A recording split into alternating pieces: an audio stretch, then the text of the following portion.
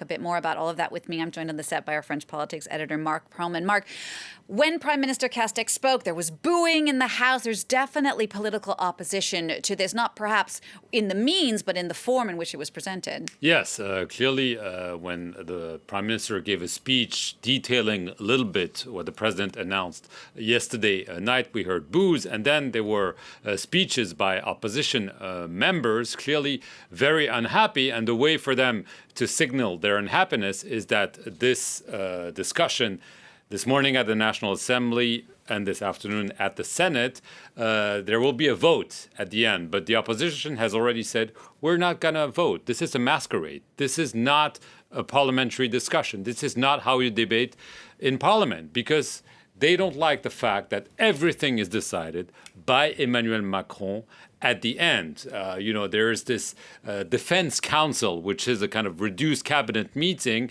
that's happening every week. And everything is decided within this very restricted meeting. And at the very end, and at the very last moment, because that's the way he functions, by Emmanuel Macron himself. So the members of the opposition are, of course, saying Emmanuel Macron didn't want a third lockdown. He wanted to keep schools open. He's now forced to pay the bill. And we're now forced to pay the bill, and especially the hospital workers are now forced to pay the bill. But in addition, this is a president who is deciding everything, and he pretends to offer us a debate, but that's not a real debate. That's not how democracy works. And clearly, they want to make sure the president gets the message.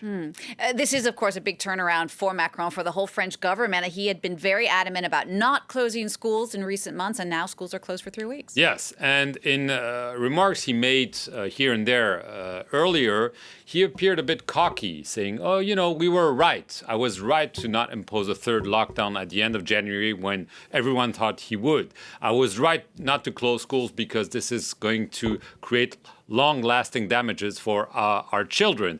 And yesterday night he said, yes, I was right because I believe we gained several weeks of freedom, of learning in school, of going to work. But now, yes, clearly the situation has changed. The variant, the so-called British variant, is everywhere. And so he was forced to acknowledge that there had been mistakes, that we need to make sure that we realize the situation. And he said, I cannot be in denial. And so, yes, I have to come to this very difficult conclusion for himself to close schools for 3 weeks, to impose a national lockdown, even though people are encouraged to go outside instead of staying home, like was the case a year ago. But nevertheless, this is a kind of open-ended 4-week period. We were already told in the Paris region 2 weeks ago that it would be for 4 weeks. We already know it's going to be 6 weeks. Clearly, the president has acknowledged what many other leaders have acknowledged around the world. They don't decide. The virus decides, and they have to acknowledge it and essentially abide by the rules of the pandemic and not the rules they would like to see.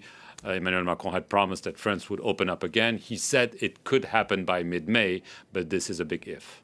Certainly is. All right, Marc, thanks for that. France 24's French politics editor, Marc Perelman.